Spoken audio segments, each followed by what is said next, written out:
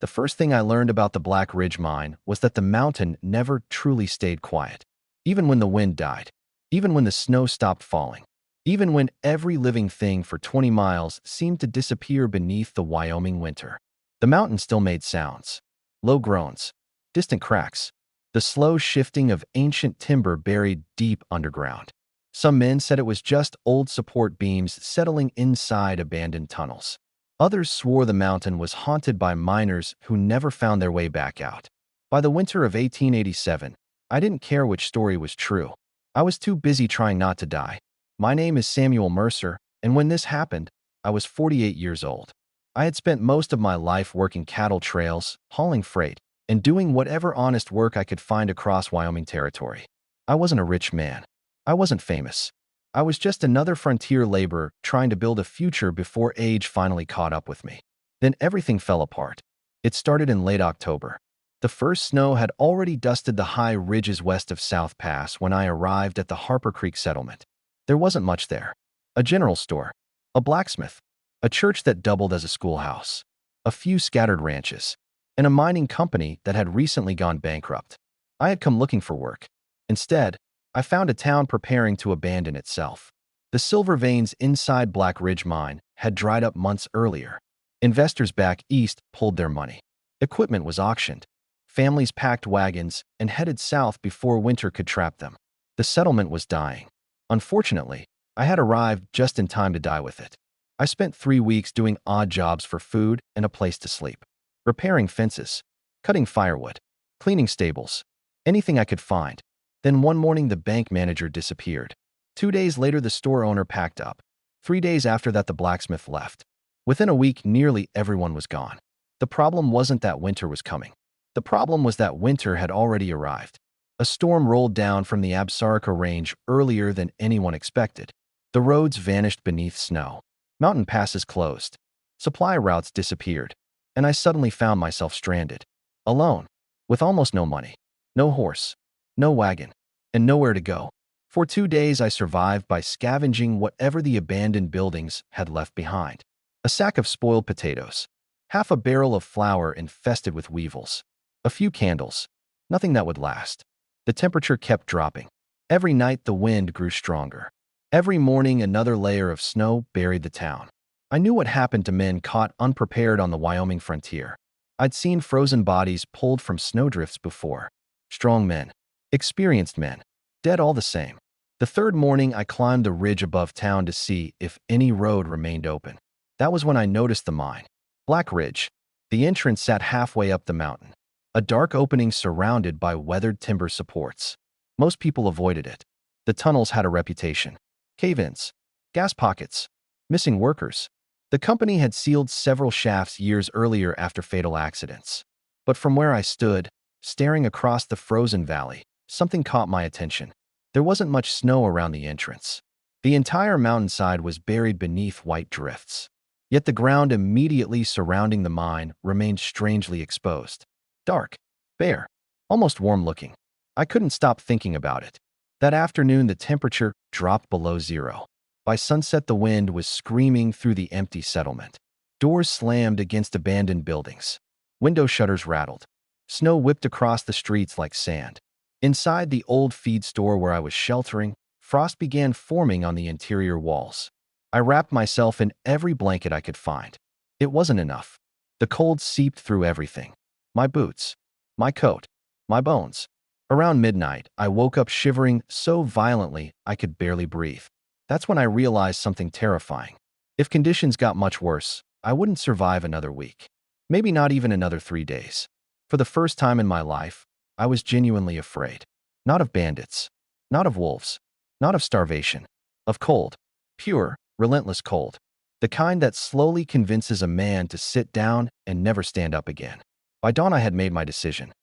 The abandoned buildings wouldn't save me. The town wouldn't save me. If I stayed where I was, winter would bury me before Thanksgiving. There was only one place left. Black Ridge Mine. I gathered my remaining supplies into a canvas sack and started climbing toward the mountain. The wind howled behind me as if warning me to turn back. Halfway up the ridge, I found something frozen beneath a drift near the old mining road. A body. A miner. Or what was left of one. His face was hidden beneath snow, but one hand protruded from the ice. Inside that hand was a small leather journal, and when I pulled it free, a folded page slipped out. Across the top, written in hurried pencil, were 6 words that made my blood run cold. Do not stay inside after dark. I stood frozen on the mountainside, staring at those 6 words until the blowing snow nearly buried the page in my hands. Do not stay inside after dark. The pencil marks were faded, but the warning was unmistakable. I looked down at the frozen corpse lying beside the abandoned mining road. The man's body had been there for weeks, maybe longer. Snow had drifted over most of him, leaving only one arm exposed. His fingers were black with frostbite, locked around the leather journal as if he had died trying to protect it. The wind howled across the ridge. For a moment, I considered turning around. Maybe the warning was real. Maybe the mine was dangerous. Maybe there was poisonous gas inside, or unstable tunnels, or something even worse. But then another blast of Wyoming air cut through my coat and sank into my bones like a knife. Whatever danger waited inside Black Ridge Mine, it couldn't be worse than freezing to death out here. I tucked the journal into my canvas bag and continued climbing. By midday, I finally reached the entrance. The mine was larger than I expected. Massive timber beams framed the opening. Rusted rails disappeared into darkness. Snow covered most of the tracks, but the tunnel itself remained surprisingly clear. That was the first thing that felt wrong. The storm had buried everything else. Why not this? I knelt near the entrance and pressed my bare hand against the ground. It wasn't warm, but it wasn't frozen either. The earth felt strangely soft compared to the rock-hard terrain outside. A faint current of air drifted from deep within the mountain. Not cold air, mild air, steady air, the kind that stayed the same temperature year-round. I remembered something an old trapper once told me near Fort Bridger. Underground, the earth don't care much about winter. At the time I thought he was drunk. Now I wasn't so sure. I lit one of my precious candles and stepped inside. Darkness swallowed me almost immediately. The tunnel stretched forward for what seemed like hundreds of yards. Old support beams lined the walls. Water dripped somewhere in the distance. The air smelled of damp earth, rotten wood, and cold stone. Yet despite the darkness, I immediately noticed something remarkable. The temperature had changed. Outside, the storm felt determined to kill me. Inside, the cold loosened its grip. I could still see my breath, but barely. For the first time in days, my fingers stopped aching. My shoulders relaxed. My body wasn't fighting for survival every second. The deeper I walked, the more obvious it became. The mine wasn't just shelter. It was protection. I followed the main tunnel nearly 200 yards inward before finding an abandoned equipment chamber. The room had probably served as a storage area decades earlier. Old crates, broken wheelbarrows, collapsed shelving, rust-covered tools. Most importantly, it was dry. A thick wall of rock shielded it from the wind. The ceiling looked stable. No obvious cracks. No recent cave-ins. For the first time since becoming stranded, I felt a flicker of hope. I could survive here, at least for a while. The rest of that day became a race against winter. I hauled everything useful from town up to the mine. Blankets, flour, candles, firewood. Every trip exhausted me. Snow continued falling. The trail became harder to follow. Twice I slipped and nearly tumbled down the mountainside. By sunset, I was shaking from fatigue. But I had enough supplies for several weeks. Maybe longer if I rationed carefully. That evening, I sat inside the storage chamber eating a thin flour paste cooked over a tiny fire. The warmth felt heavenly. Outside, the storm raged. Inside, the mountain protected me. For the first time in nearly a month, I slept peacefully. Then I woke up. Something had pulled me from sleep. At first, I couldn't understand what it was. The fire had died. Darkness surrounded me. The mine was silent. Completely silent. Then I heard it. A sound drifting from somewhere deeper inside the mountain. Tap, tap, tap. I sat upright. Every hair on my neck stood up. The sound stopped. I waited. Nothing. Maybe falling water. Maybe shifting rock. Maybe my imagination. I lay back down. Several minutes passed. Then it returned. Tap, tap, tap. Slow, rhythmic, deliberate, like someone striking stone with metal. I grabbed my lantern and listened. The sound came again. This time closer. Much closer. My pulse hammered in my ears. Black Ridge Mine had been abandoned for almost a year. Everyone in Harper Creek had left. I knew that. Yet as I stared into the darkness beyond the storage chamber, one impossible thought entered my mind. Someone else was inside the mountain, and judging by the steady rhythm echoing through the tunnels, they had just discovered I was there too. I didn't sleep again that night. The tapping continued for nearly an hour. Sometimes it sounded distant. Sometimes it felt close enough that I could almost reach out and touch whatever was making it. Then, just before dawn, it stopped completely. No footsteps, no voices, no movement, nothing. The silence that followed somehow felt worse. When morning finally arrived, I convinced myself there had to be a logical explanation. Old mines made noises. Timbers shifted. Water dripped. Rock expanded and contracted. That had to be it. The alternative was something I wasn't prepared to consider. After eating a small breakfast of flour mush and melted snow, I lit my lantern and decided to investigate. Curiosity has gotten many men killed on the frontier. That morning, it nearly got me killed too. The main tunnel stretched deep into Black Ridge Mountain. As I moved farther from my shelter, the air became colder and heavier. The walls narrowed.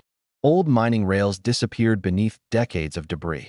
Several side passages branched off into darkness. Most had collapsed long ago.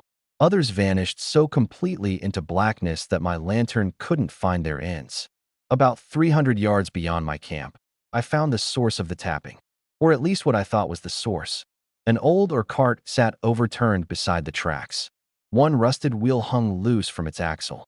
Whenever a draft of air moved through the tunnel, the wheel shifted slightly against the metal frame. Tap, tap, tap. I actually laughed. Not because it was funny, because the relief nearly overwhelmed me. There were no ghosts, no hidden miners, no mysterious strangers, just an old cart making noise in the dark.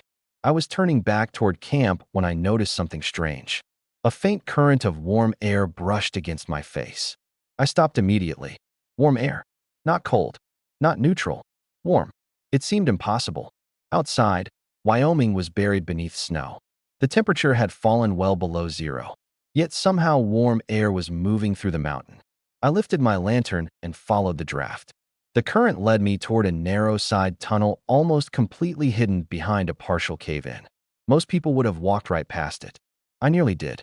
The opening was barely wide enough for a man to squeeze through sideways. A weathered warning sign still hung nearby. Danger, shaft closed by order of Black Ridge Mining Company. That should have been enough to send me back. Instead, it pulled me forward. The warm air was stronger here. Much stronger. I squeezed through the narrow gap. The tunnel beyond descended sharply into darkness. Every instinct told me to leave, but something else pushed me onward. Hope. Because if warm air existed deeper inside the mountain, it meant something important. Heat. Natural protection. Possibly even survival. I followed the passage for nearly 20 minutes. The farther I descended, the warmer the air became. Not hot, but comfortable. Comfortable enough that I eventually removed my gloves, then loosened my coat. My heart began pounding. I had stumbled onto something extraordinary. The tunnel finally opened into a massive underground chamber. My lantern light barely reached the ceiling. The room was enormous, at least 60 feet across, perhaps more. Ancient support beams lined the walls. Mineral deposits glittered along the rock face. And at the center of the chamber sat something I never expected to find. A pool. An underground pool of water. Steam drifted gently from its surface. I stared in disbelief. The water wasn't frozen. It wasn't even cold. I crouched carefully and dipped my fingers into the pool. Warm. Actually warm. A geothermal spring. Some hidden vein beneath the mountain was heating groundwater from deep underground. Suddenly everything made sense. The snow-free entrance. The warm airflow. The stable temperatures. The mountain itself was protecting the mine. I stood there grinning like a fool. For the first time since being stranded, I wasn't merely surviving. I had found an advantage. Maybe even a miracle. Then my lantern illuminated something across the chamber. A structure. I froze. Someone had built something down here. A crude wooden platform. Several old shelves. A stone fire ring. Blankets. Tools. The remains of a long-abandoned camp. I moved closer. The dust suggested nobody had been there in years. But one object immediately caught my attention. A leather-bound notebook sitting on a shelf. Unlike the frozen journal I had found outside, this one was remarkably well preserved. I opened it carefully. The first page contained a name. Elias Thornton. Below it was a date, January 3rd, 1879, nearly 8 years earlier. I turned the page. The handwriting was neat and steady. The first sentence made my stomach tighten instantly. If you're reading this, the mountain has chosen you too. I flipped ahead. Page after page described winters spent hidden inside Black Ridge Mine. Descriptions of shelters, ventilation systems, food caches, methods for surviving months underground. My pulse quickened. This wasn't a random journal. It was a survival guide, a blueprint, proof that someone else had discovered the mountain's secret long before me.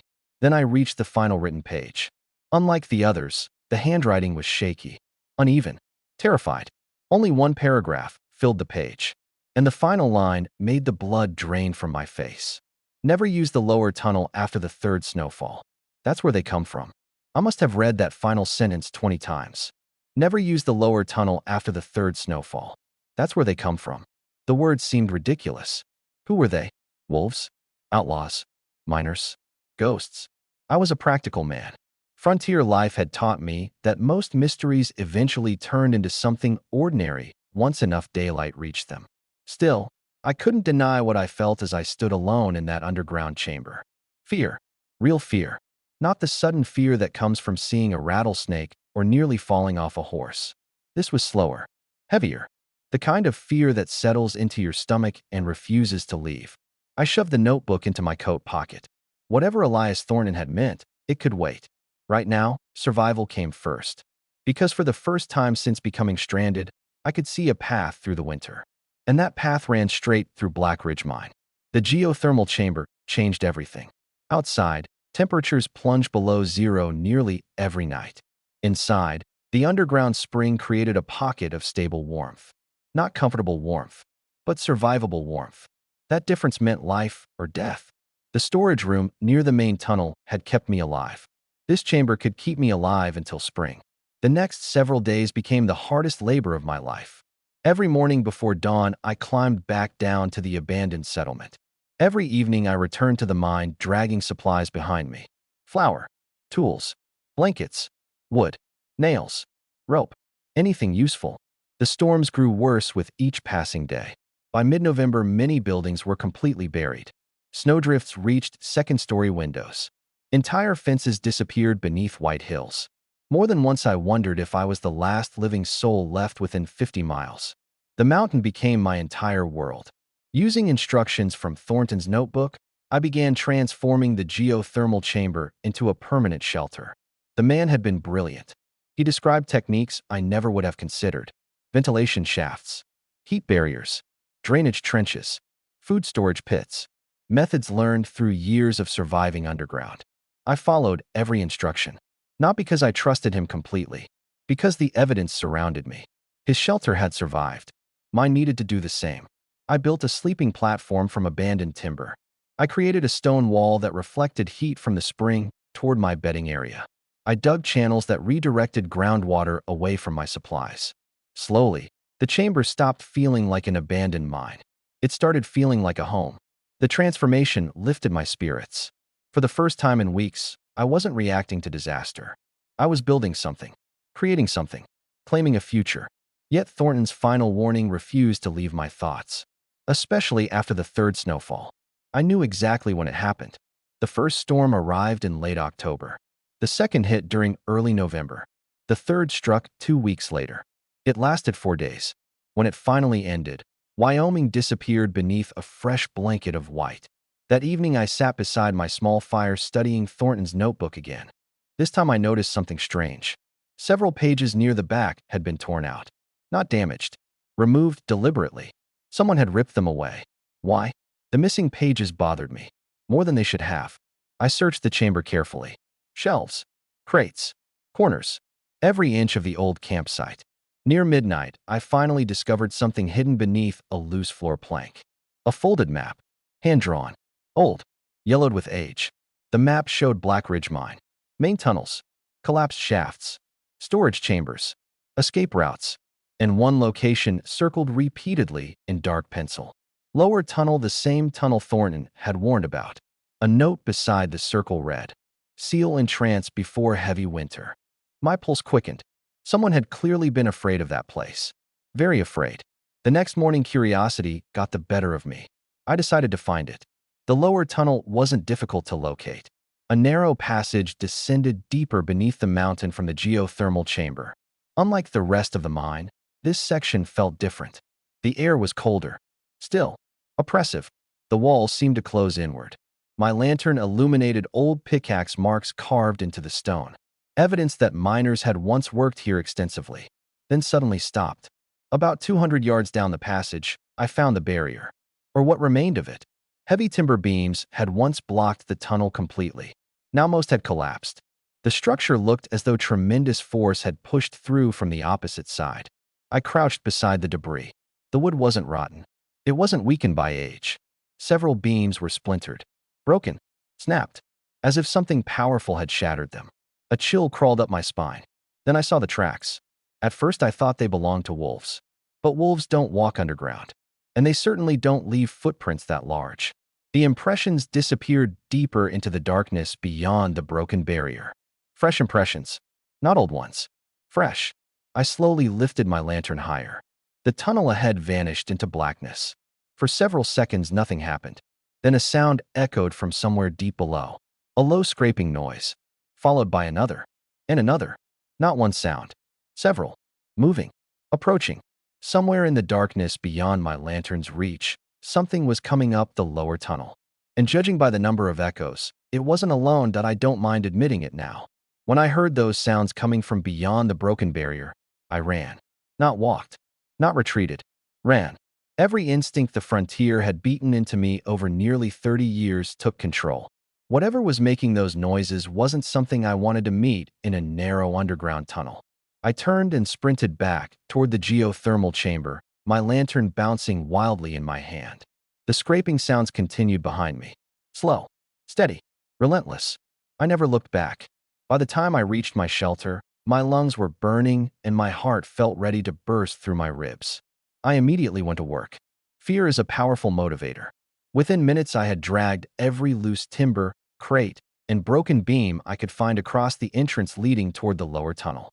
Then I reinforced the barricade with stones. More timbers. Even sections of old mining rails. By midnight, the passage looked more like a fortress wall than a simple barrier. Only then did I sit down. Only then did I realize my hands were shaking. The fire crackled softly beside me. The spring steamed quietly. Yet I couldn't relax. Because deep inside my gut, I knew something important. Thornton hadn't been afraid of ghosts. Neither was I. Whatever lived down there was real. The next morning, I returned to the lower tunnel. Not because I wanted to. Because I needed answers. A man can handle danger. It's uncertainty that destroys him. The barricade remained untouched. No tracks. No movement. Nothing. For several minutes, I simply stood there listening. Silence. Eventually, I convinced myself that exhaustion had exaggerated what I heard. Perhaps a cave-in. Perhaps falling rocks. Perhaps an animal trapped deeper underground. I wanted that explanation to be true. I desperately wanted it. Then I found the carcass. It lay about 50 yards from the broken barrier. A mule. Or at least what remained of one. The body was frozen solid. Partially eaten. The exposed ribs gleamed white in the lantern light. Judging by the old harness still attached to the skeleton, it had belonged to the mining company years earlier. That wasn't the disturbing part. The disturbing part was where it had been dragged. The carcass rested inside the mine. Far inside. Something had pulled hundreds of pounds of dead weight through narrow tunnels. And judging from the condition of the bones, whatever had done it possessed enormous strength. I left immediately. For the rest of that day, I focused entirely on survival. If winter intended to kill me, I planned to make it work for the victory. December arrived like a hammer. Storm after storm slammed into Wyoming. Entire mountains vanished behind curtains of blowing snow. Even inside the mine, I could hear the violence unfolding above me. The mountain groaned constantly. Ice cracked. Wind screamed through hidden shafts. Several times I felt the earth tremble beneath my feet. Yet my shelter held. Thornton's designs worked. The geothermal spring kept temperatures stable. My drainage channels carried away moisture. My ventilation system prevented smoke buildup. The mine wasn't merely protecting me anymore. It was preserving me. Meanwhile, the abandoned settlement below slowly disappeared. During one supply trip, I discovered only the tops of buildings remained visible above the drifts. The church steeple poked from the snow like a grave marker. Everything else had been swallowed. Had I stayed there, I would have died weeks ago. That realization strengthened my resolve. I wasn't just surviving. I was winning. Then Christmas Eve arrived, and everything changed. The storm that struck that night remains the worst weather I have ever witnessed. Even now, decades later, I can still hear it. The blizzard began shortly after sunset. By midnight, the mountain shook continuously. Snow hammered the entrance above. The wind sounded less like weather and more like some giant beast trying to tear Black Ridge apart. I sat awake beside the fire, unable to sleep. Then came a sound I had never heard before. A howl. Not a wolf howl. Not exactly. This was deeper, longer, almost human. The sound echoed through the tunnels. Another answered it. Then another. My blood turned cold. The noises were coming from the lower tunnel. Several of them. Moving closer. The barricade stood between us. At least I hoped it did. Then I heard the first impact. Thud. The sound reverberated through the chamber. A second impact followed. Thud. Dust drifted from the ceiling. I slowly stood. Every muscle tightened. The third strike hit harder. Thud. Wood cracked somewhere beyond the darkness. My lantern trembled in my hand. Something was hitting the barricade. Something large. Something powerful. And judging by the sounds echoing through the mine, there wasn't just one of them anymore. There were many. Then, for the first time since entering Black Ridge Mine, I saw them. Far down the tunnel, beyond the edge of the lantern light, a pair of pale eyes appeared in the darkness. Then another, and another, watching me, waiting. As the barricade groaned under another violent impact, I finally understood why Thornton had been so terrified. The mountain wasn't keeping me safe from the Wyoming winter. The mountain was trapping me inside with whatever lived beneath it that I didn't move. I didn't breathe. I simply stood there gripping my lantern while those pale eyes stared back at me from the darkness beyond the barricade. One pair, then three, then six, then more than I could count. The impact stopped. The tunnel became silent. That silence terrified me more than the pounding ever had. Because predators don't always attack when they're strongest. Sometimes they wait. Sometimes they watch. The blizzard howled above the mountain. The fire crackled weakly beside me. And somewhere beyond the barricade, something intelligent enough to be cautious was studying me. Hours passed. The eyes never disappeared. Eventually, my lantern began to dim. One by one, the pale reflections faded back into darkness. I remained awake until dawn. The moment sunlight should have been touching the Wyoming snowfields above, I made a decision. I needed answers. Not guesses. Not fear. Answers.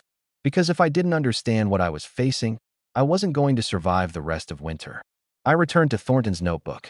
For hours I studied every page, every margin, every sketch, every note, looking for something I had missed.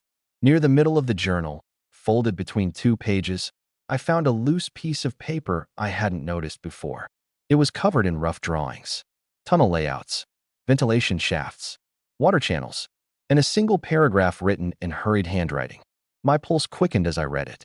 The wolves learned the tunnels after the collapse of '78. They den below the old silver chambers. Deep snow drives them underground every winter. Most years they stay below. But when food disappears, they come higher. Never let them discover your shelter. I read the paragraph twice. Then a third time. The truth finally snapped into place. Wolves.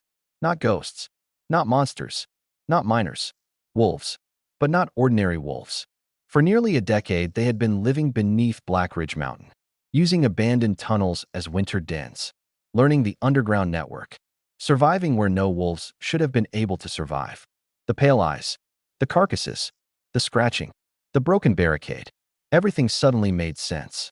And somehow that reality frightened me even more. Because unlike ghosts, wolves were real, and real things could kill you. Over the next week, I became obsessed with strengthening my shelter.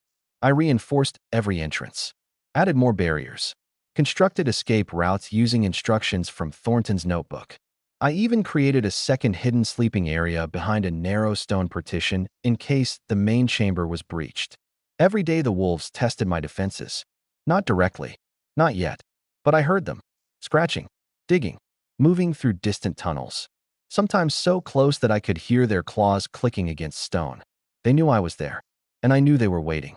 Then January arrived, and with it came the disaster that nearly ended everything. The storm began on a Tuesday afternoon. At first it seemed ordinary. Snow, wind, cold. Nothing unusual for Wyoming. By midnight, the entire mountain was shaking. The worst blizzard of the season had arrived. The ventilation shaft I depended on became blocked by drifting snow. Smoke from my fire stopped drawing properly. The air inside the chamber turned thick, heavy, dangerous. I recognized the symptoms immediately. Headache, dizziness, shortness of breath, carbon monoxide. The mountain that had protected me for months was becoming a trap. I extinguished the fire and grabbed my tools. The ventilation shaft exited through a narrow crack near the upper tunnels. Reaching it meant leaving the safety of my shelter, leaving the barricade, leaving the fire. But I had no choice. If I stayed, I would suffocate. I wrapped my scarf around my face and headed into the darkness. The storm's roar echoed through every tunnel. Snow had forced its way through cracks in the rock. Ice coated the walls. Several passages had partially collapsed. I fought my way upward through drifts that shouldn't have existed underground. Finally, I reached the ventilation shaft. Completely sealed, packed solid with snow. I immediately began digging. Minutes passed, then an hour. My fingers bled. My shoulders screamed. But eventually a small opening appeared. Fresh air rushed downward. I dropped to my knees, gasping with relief. Then I heard a growl. Close. Far too close. I slowly turned. A massive gray wolf stood 20 feet away. Thin, scarred, hungry. Its pale eyes reflected my lantern light. For a moment, neither of us moved. Then another wolf emerged behind it. And another. And another. The pack had followed me. They weren't hiding anymore. They weren't waiting anymore. They had finally decided to hunt. And standing between me and my shelter was the largest wolf I had ever seen in my life. The wolf was enormous. Even now, after all these years, I can still see those pale eyes staring at me through the lantern light. Its ribs showed beneath its gray coat. Old scars crossed its muzzle. One ear was torn nearly in half. This wasn't just the leader of the pack. This animal had survived years inside Black Ridge Mountain. And now it had decided I was food. The wolf took a step forward. Then another. The others spread behind it. 6, maybe 7. I couldn't tell. Fear flooded my body, but something strange happened. For months, winter had been trying to kill me. The cold, the hunger, the loneliness, the darkness, the mountain. Every day had been a fight. Somewhere along the way, fear had stopped controlling me. I tightened my grip on the mining pick I carried. If this was where my story ended, it wasn't going to end on my knees. The lead wolf lunged. I swung instinctively. The steel pick struck the stone floor inches from its head, sending sparks into the darkness. The animal twisted away. Another wolf rushed from the side. I kicked it hard in the shoulder. It yelped and crashed into the tunnel wall. The pack hesitated. That moment saved my life. I turned and ran. Not toward the shelter. Toward the geothermal chamber. Toward the spring. Toward the one place in the mountain I understood better than the wolves did. Behind me, claws scraped across stone. Growls echoed through the tunnels. The pack was gaining. I burst into the chamber and immediately saw my chance. Months earlier, I had dug drainage trenches around the spring to control flooding. Now those trenches became a weapon. I grabbed a timber support and drove it into a retaining wall I had built beside the geothermal pool. The wood cracked. Water surged through the opening. Hot water. Hundreds of gallons of it. The lead wolf entered the chamber just as the wall gave way completely. A torrent of steaming water exploded across the floor. The wolf lost its footing instantly. 2 others slammed into it. The entire pack scattered in confusion. Steam filled the chamber. Visibility vanished. Growls turned into panicked yelps. I used the chaos to reach the emergency passage Thornton had described in his journal. The narrow tunnel climbed sharply toward the surface. I squeezed inside and dragged a heavy timber behind me. Moments later, something slammed into the barrier. Then again, and again, but the tunnel was too narrow. The wolves couldn't follow. For the next 2 days, I remained trapped inside that cramped passage while the blizzard raged above Wyoming. I survived on melted snow and the last of my flour. The wolves never broke through. When the storm finally ended, the mountain became silent once again. A different silence. Not threatening. Peaceful. For the first time in months, spring felt possible. And eventually, spring came. The snow retreated from the valleys. The roads reappeared. The world emerged from beneath winter's grip. In late April, a survey team from Cheyenne arrived at the abandoned settlement below Black Ridge. They found me standing outside the mine entrance. Thin, bearded, half-starved, but alive. The men couldn't believe I had survived alone through the entire winter. They were even more shocked when they saw the town. Every building had collapsed beneath the snow load. The church roof had caved in. The store was destroyed. The blacksmith shop had vanished beneath drifts. Nothing remained intact. Nothing except one shelter. One home, hidden inside Black Ridge Mountain. Years later, people called it luck. Some called it fate. They were wrong. The truth was simpler. The mountain gave me nothing. The winter showed me no mercy. Survival came from a choice. A choice I made the day I walked toward an abandoned mine entrance with nothing left to lose. Black Ridge didn't save me. I saved myself. And when I finally left Wyoming that summer, I carried one lesson with me. Sometimes the strongest home isn't the one built above the storm. Sometimes it's the one willing to disappear beneath it. That lesson kept me alive, and it changed the rest of my life forever.